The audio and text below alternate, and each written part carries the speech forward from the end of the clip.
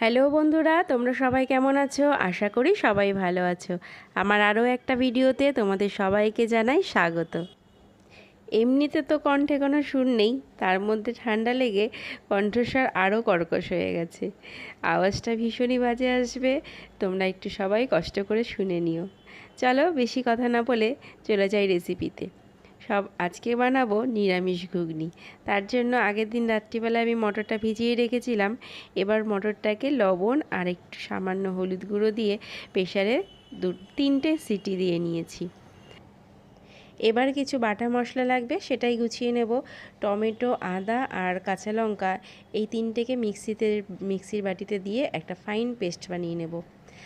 নিরামিষ ঘুগনিতে না একটু নারকেল কুচি দিলে এর স্বাদটা ভীষণ ভালো হয়, কিন্তু আমার ঘরে অ্যাভেলেবেল নেই বলে সেটা দিতে পারলাম না। অ্যাভেলেবেল নেই মানে যে রান্না হবে না সেটা তো কোনো কথাই না, বলো।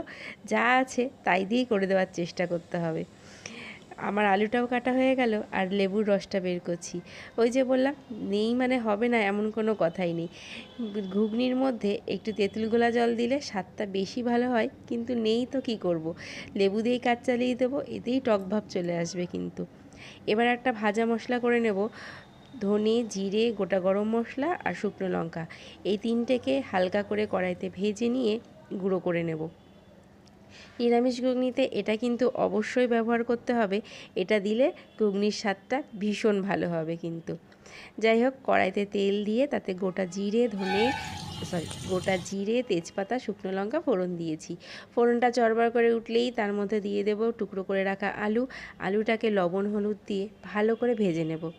আলু ভাজা হয়ে গেলে তার মধ্যে দিয়ে দেবো আগে থেকে করে রাখা মশলার সেই পেস্টটা।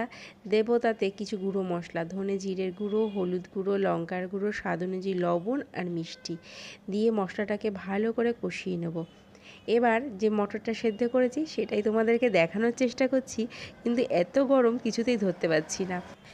যাই হোক, সেই মটরটা এবার ওই মশলার মধ্যে দিয়ে খানিকক্ষণ নাড়াচাড়া করে সামান্য একটু জল দিয়ে আবার একটু ফুটিয়ে নেব। ফুটে এসে গেলেই আগে থেকে যে এই ভাজা মশলাটা করেছিলাম সেটা দিয়ে দেব, আর দেব লেবুর রসটা, দিয়ে নামিয়ে নেব আমার এই নিরামিষ ঘুগনিটা। সত্যি বলছি, নারকেল কুচি পড়েনি তাই কি হয়েছে, খেতে কিন্তু বেশ হয়েছিল জানো না। আমরা তো দারুণ মজা করে খেয়েছি। তোমাদের এই নিরামিষ ঘুগনি খেতে কেমন লাগে, কিংবা কখনো বানিয়েছো নাকি, অবশ্যই কিন্তু আমাকে কমেন্ট করে জানিও।